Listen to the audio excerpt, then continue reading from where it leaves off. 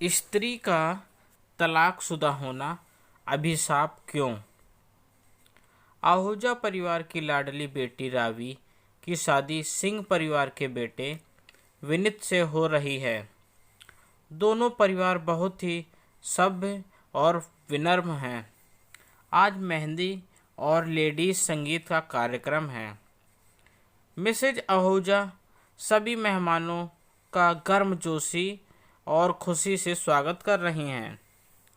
तभी वहाँ पर कामिनी जी आती हैं और आते ही मिसेज आहूजा से कहती हैं, क्या मिसेज आहूजा, आपने अपनी बेटी के लिए लड़का पसंद भी कर लिया और हमको बताया भी नहीं? कौन है और कैसा है? सब ठीक से पता कर लिया ना? अरे कामिनी जी, थोड़ा सांस ले लीजिए। हमने सब पता कर लिया है कि लड़का सीए और प्राइवेट फर्म में जॉब करता है। सबसे अच्छी बात, पढ़ा लिखा और समझदार परिवार मिला है हमको अपनी रावी के लिए। मिसेज आहूजा ने कामिनी की उत्सुकता कम करने की कोशिश की। ठीक है, जब आपको सही लग रहा है तो मैं क्या बोल सकती हूँ। वैसे हमने भी आपको बहुत अच्छे अच्छे और अमीर घराने के रिश्ते बताए थे। पता नहीं क्यों आपको ठीक नहीं लगा। वैसे इनके बारे में आपको किसने बताया? कामिनी जी रहस्यमयी अंदाज में बोली। मिसेज आहूजा दूर खड़ी एक लड़की की तरफ इशारा करते हुए बताती हैं कि उसका नाम तपस्या है और वह एक इवेंट ऑर्गेनाइजेशन है। साथ ही उसका मैट्रिमोनियल भी है। रिश्ता प्यारा का। उस लड़की को देखते ही कामिनी जी शौक हो जाती हैं और मिसेज आहूजा से कहती हैं, कमाल करती हैं आप मिसेज आहूजा। एक तलाकशुदा लड़की जो अपना घर ठीक से बसा नहीं पाई, जो एक हफ्ते भी अपने ससुराल में टिक नहीं पाई, आप उसके बताए हुए लड़के से अपनी बेटी की शादी करा रही हैं। कामिनी जी ने यह बात जानबूझकर इतनी ज़ोर से बोली कि वहाँ सब उन्हीं को देखने लगे। फिर शुरू हो गया खुसुर फुसुर, कानाफूसी। सब तपस्या को अजीब नज़रों से देखने लगे। तपस्या, जिसने कामिनी जी की बात सुन ली थी, कामिनी के पास आकर बोली, जी हाँ, मेरा घर नहीं बस पाया। एक हफ्ते में ही मैंने ससुराल छोड़ दिया और फिर तलाक ले लिया। हाँ, मैं तलाकशुदा हूँ, लेकिन आपकी तरह धोखेबाज नहीं हूँ।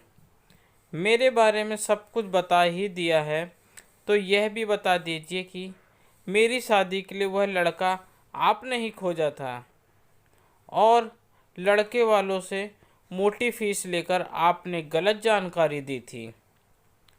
तपस्या की बातें सुनकर मिसेज आहूजा ने तपस्या से पूरी बात बताने को कहा।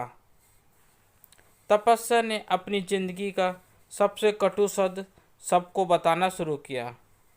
आपके जैसे ही सुखद अरमानों के साथ मेरे मम्मी पापा मेरी शादी के लिए कामिनी जी के पास गए थे।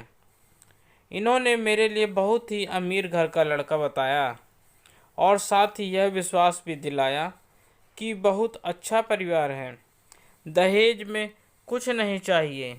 यह भी कहा कि लड़का बहुत ही अच्छा है और कोई भी दोष या बुराई नहीं है। मुझे ससुराल में कोई भी तकलीफ़ नहीं होगी।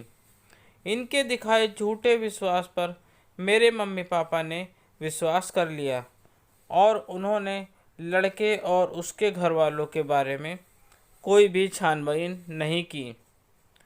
तभी जी कामिनी जी बीच में बोल पड़ती हैं, एक तो बिना दहेज की शादी कराई, यहाँ तक कि शादी का खर्चा भी लड़के वालों ने ही किया। और क्या चाहिए? आजकल लड़की वालों को। अच्छा, मैं चलती हूँ, मुझे कुछ काम याद आ गया। अरे अभी कहाँ आप चलीं? जब आपने तपस्या पर सबके सामने इल्ज़ाम लगा ही दिया है तो हमको भी पता चले कि आप सच्ची हैं या तपस्या। मिसेज आहूजा ने कामनी जी का हाथ पकड़कर वहीं बैठा दिया। तपस्या, तुम अपनी बात पूरी करो मिसेज, आहूजा ने तपस्या से कहा।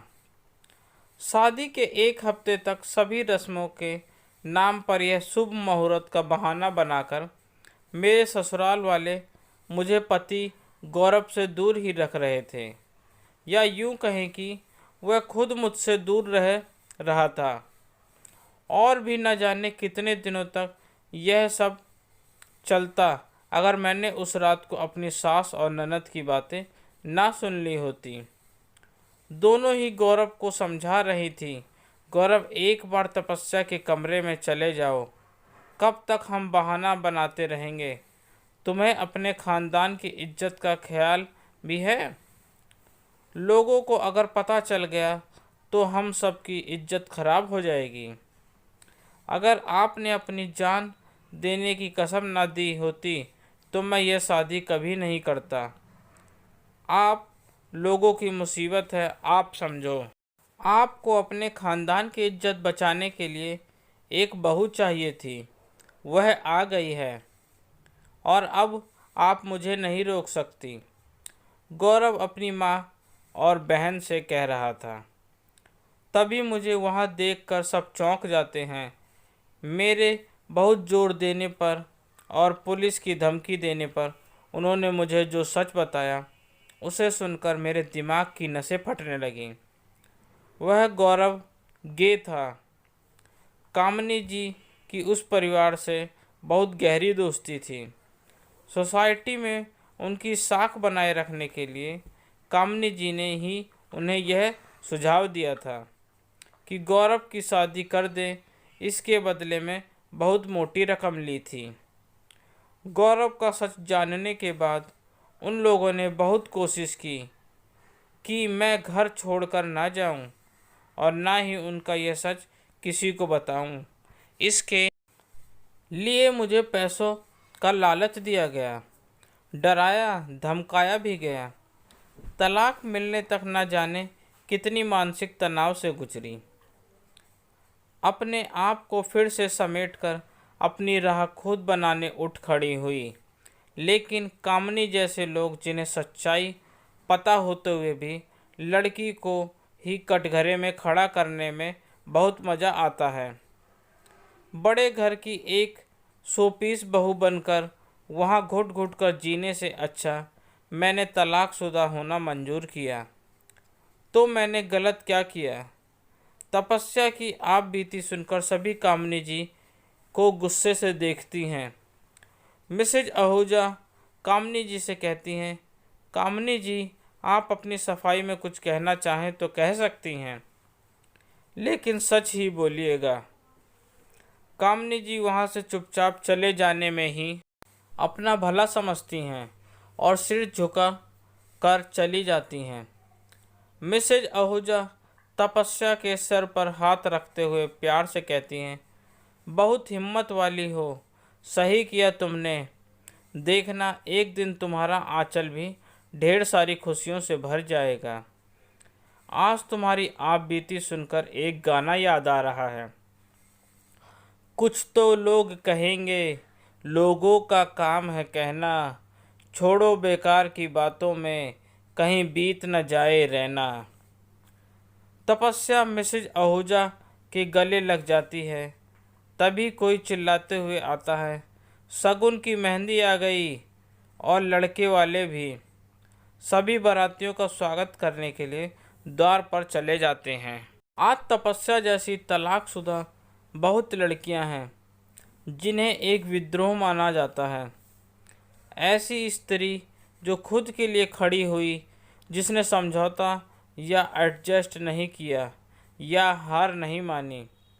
हमारे समाज में तलाकशुदा महिलाओं को सामाजिक वर्जनाओं के चलते ना तो घर में सम्मानजनक आश्रय मिल पाता है, ना ही समाज में उसे कुंवारी लड़की या विवाहित जैसा सम्मान मिलता है। समाज के लिए एक तलाकशुदा, खास तौर पर महिला, को सम्मान के साथ देखना इतना मुश्किल क्यों है? उसे एक अभिशाप क्यों माना जाता है? आपको हमारी कहानी अच्छी लगे तो लाइक और कमेंट्स ज़रूर लिखें और हमारे अन्य वीडियो सुनने के लिए प्लीज़ सब्सक्राइब करें। आपका अपना दोस्त। धन्यवाद।